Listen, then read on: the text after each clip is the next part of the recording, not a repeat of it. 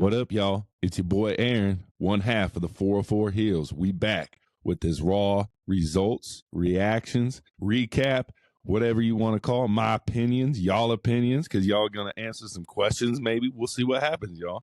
It's going to be the December 16th version of this Raw.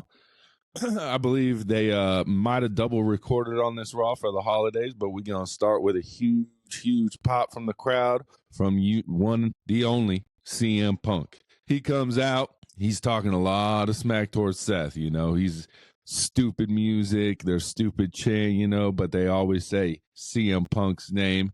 He was, just because you put on wrestling boots doesn't make you CM Punk. Another shot. He just keeps doing dig after dig after dig after dig to try and get Seth to come out and, go to war, basically. He was like, you think you're tougher than Drew McIntyre? My boy, Drew McIntyre? Because you're not. He didn't say my boy. I'm saying he's my boy.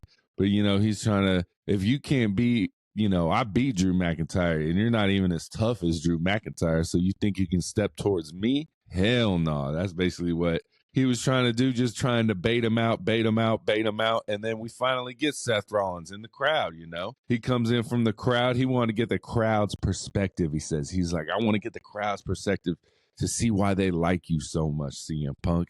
And I don't get it. I still just see an asshole. Boom. Good pop. Great mic. Everyone steps up their mic skills when they go against CM Punk. You got to. Seth's holding his own. But, I felt like Drew was crushing CM Punk, but that's a past discussion. But yeah, you still an asshole. And then, CM Punk says, you belong in the audience with all the CM Punk fans. Basically, you a CM Punk fan. He calls, and then, Seth calls him Phil. And then they basically just start brawling in the crowd. Security comes out. We're brawling in front of the announce table. We get Seth going off some stairs, CM Punk jumping in. We get a little moment in the ring of them brawling. It gets broken up again, obviously. Just huge brawl all across the board. CM Punk's kind of in the distance in the crowd. Seth sees a little shortcut between security and him. He jumps in the crowd. He does a whole lap around the crowd. Boom, boom, brawling. Man, they look like they was hitting a couple punches a little harder than usual. They was bam, bam, a little bang, little tough, but it was good, man. They were really selling the punches. Maybe one or two landed. We don't know. They know, but it was a great way to start the show. It sets up Adam Pearce saying we get CM Punk, Seth freaking Rollins. It's going to be the second match that's on Raw on Netflix, baby. It's going to be a good one. This might be better than most PLEs with the matches they're setting up right now, which I'm here for. I'm here for that. We get a little backstage segment in the Judgment Day, clubhouse like we do once a week. Liv says she's won. Why didn't Finn? Finn says, where was his backup? All that good stuff. They go back and forth. They have some smart mouth comments back and forth. The tension is definitely rising in the Judgment Day. The one thing I will say is we still haven't really got answers of, Finn Balor and Liv talking back at Finn Balor taking the hotel room key and all that good stuff. Like, I still think there's more to the story with Liv and Finn. Something's in there that's gonna eventually break this whole thing up, I feel like. But we get to the Judgment Day a little bit later when they defend their tag team champions against the War Raiders.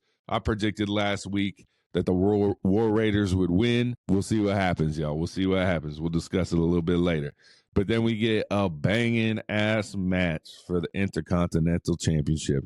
It's my boy Braun Breaker and my other boy Ludwig Kaiser, who every time they need a good match, they put Ludwig in. He puts on great matches. But before we get that, we get Seth, Adam talking. After the intros come out, Seth and Adam Pearce are talking. Seth Rollins is saying, do your job, make this match, which he does.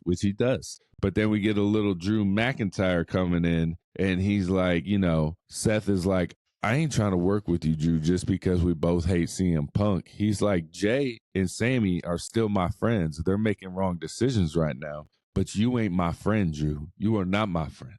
He's like, and then Seth also digs a little dig at Drew McIntyre, and he says, I'm going to go do something you couldn't do, and that's beat CM Punk. So a lot going on with that. We get a little bit more later, but that's in between the intros of the Intercontinental Championship match. I know my boy Steph would be pretty pissed right now, but it took 28 minutes for them to get to this first match to kick off. To me, it didn't bother me not one bit because I was entertained for that 28 minutes with a CM Punk, Seth Rollins banging promo followed by an awesome brawl. And then we get a little Judgment Day. Then we get a little Drew, Seth, and Adam Pearce. All these promos. I'm fully entertained. So, yeah, it did take a long time to get to the match, but it didn't seem like a long time because I was entertained. What do y'all think? Do y'all hate how long it takes sometimes to get to the first match? And then when the first match happens, sometimes the quality isn't good, but this one delivered. I'd say 9 out of 10 Intercontinental Championship here with Ludwig and Braun Breaker. And I think it was like a 3-segment match. They went to 3 commercial breaks or 2 commercial breaks, something like that, but more than usual. Great match, great storytelling with the hurt shoulder. Braun Breaker was selling it. Couple great moves from Ludwig Kaiser. You thought he could get it done. Maybe he could get it done. But in the end, Braun Breaker is a freak of nature. Hits him with the spear. 1, 2, 3. But, Braun Breaker took a beating. That shoulder took a beating this match, which usually, that don't happen too often to my boy Braun Breaker. So I really don't mind that it took that long as the matches kind of deliver. I feel like last week the matches were a little bit subpar on Raw, but they had great segments. This week, I felt like it was great matches and great segments. So we get a little backstage moment with the New Day going to the, still getting ignored by all the people backstage. They go to the locker room to, chill with the boys, and Rey Mysterio answers the door, and he's like, hey, guys, let's just, let's go change somewhere else, guys. The guys don't want you in the locker room for what y'all did to Big E last week, So Rey Mysterio kicks them out of the locker room. New Day's getting no love. We'll talk about a little bit later. I think I got a prediction that I talked about last week, but, it's all good. Then we get a little half the Judgment Day promo. We get Liv Morgan, Raquel, and Dirty Dom coming out. Of course, Dirty Dom tries to talk. Crowd boos, still loving it, still entertaining. I don't see this ending anytime soon. Just keep booing my boy Dirty Dom. He's one of my favorites, but it's awesome to see him get booed all the time. It's fun. It's entertaining, y'all. We get just Liv talking about how she is the, athlete of the year, basically. My pick was Drew, but if I had to give a women's, it is definitely her. And, my boy Steph tried to talk me out of it. He said, bro, it's Rhea Ripley. And I'm like, man, I don't know, man. And then I was like, you know what? It is Rhea Ripley. But I'm going to take that back. It's Liv Morgan. She's the woman wrestler of the year. We'll have that word on the street. I'm going to make him pick woman wrestler of the year. He going to pick Mariah May, something like that. We'll see, y'all. He might pick Toni Storm with the return. But we get a great promo from Liv. She's talking about, there's going to be a lot of changes in 2025. She's going to be the face of it. And then Rhea comes out. This is my brutality. Tells her to shut the hell up. Liv kind of stands up to Rhea now. She don't back down as much. She was getting out of the ring at first, but when it came standing face to face with her, she's like, all right, let's go. Let's get it. Rhea says she's the number 1 contender. I'm guessing they're going to announce this for Raw on Netflix because they just didn't want to announce 2 matches in one, so they'll probably save this for next week. But Rhea does say she is the number 1 contender. And then she does call, my boy Dirty Dom a chicken tender slut. She says, at least you got your chicken tender slut, man. Low blow, man. Don't come between a man and his chicken tendies. Then we get a little Seth walking out again, getting interviewed, and you see this very, very pissed off man in the background about to charge up Seth freaking Rollins, and it's none other than Drew McIntyre, my 2024 MVP, and he looks like he about to mess up Seth Rollins for that comment he made earlier. And he's getting closer, and then boom, right out of nowhere, Sami Zayn coming in, jumping Drew McIntyre.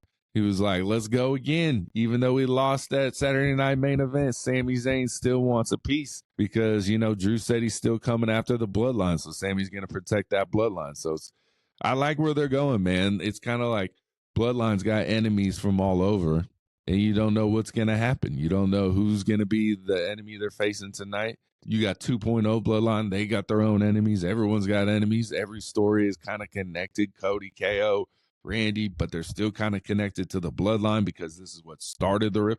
It's the bloodline is the core, and it just branches out everywhere. And I'm here for it. I know Steph's here for it, and I know y'all are here for it. But we get the next match, which, Raquel already came out in the promo. We get No Pop Zoe Stark, the, Pure Fusion Collective, No Pop. We'll call them the No Pop crew. I really like Zoe Stark. She's very talented. She wins this triple threat match to move on in the Intercontinental Championship match. But Kaden Carter was definitely the MVP of this match for sure. She showed out. She had great moves. She looked like she could have won the match, but, we had two bigger names in there, Raquel and Zoe Stark. I did think it was going to be one of them pinning Kaden, and that's exactly what happens. Zoe Stark gets the win. Overall, great match. Like I said, Kaden Carter was definitely the MVP by far. Showed out. So we'll see if she gets more singles or if they get a tag team push more. But, man, that was a great match from her for sure. And like I said, Zoe Stark, I love her in the ring. I just hate this Pure Fusion Collective. I don't know where they're going with it.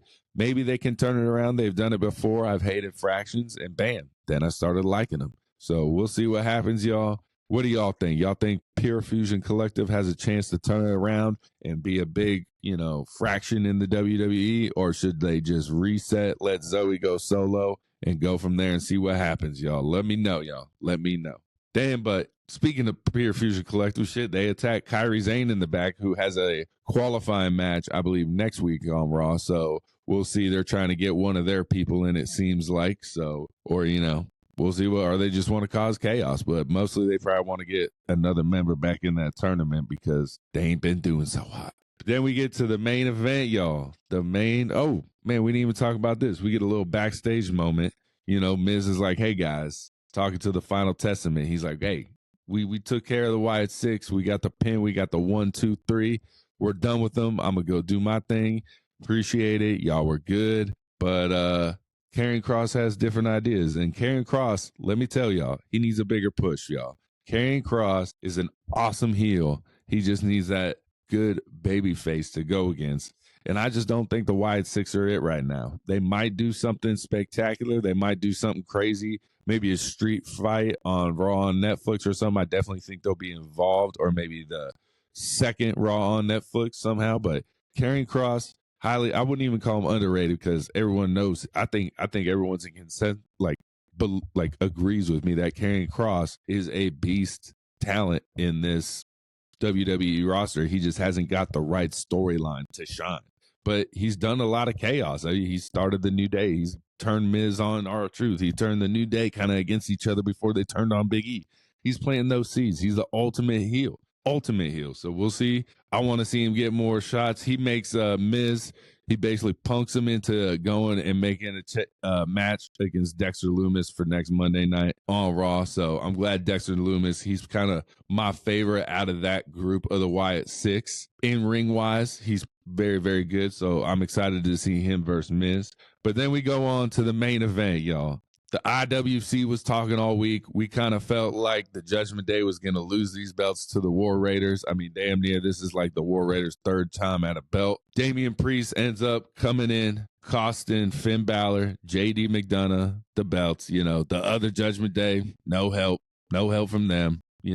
War Raiders get the pin 1, 2, 3, and this is where I think they go. They couldn't have the heel Judgment Day lose the belts to the heel New Day. So I think these War Raiders are, again, we're talking about shit. They talk a lot about Raw on Netflix. We're going to do a lot of Raw on Netflix predictions. We're going to talk about it this week on 404 Heelz, Word on the Street, every Thursday. Tune in, y'all. But they can't have the New Day win the belts from the Judgment Day because that's a heel to heel. And I feel like if the Judgment Day beat them somehow, it would kind of turn the New Day, or if the New Day beat the Judgment Day, it would kind of make the New Day get cheered a little bit. And they don't want that. So I think they got the War Raiders winning the belts. We're going to hold them belts until Raw on Netflix. And the New Day is going to win the tag team titles. This is my prediction.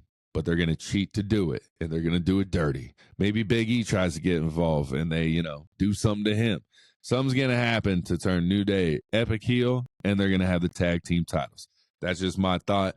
What do y'all think? Where do the War Raiders go from here, y'all? What do y'all think happens with them? Do they have a long title run? Is this a, holdover for a new champion? What do y'all think? War Raiders title run? We a fan?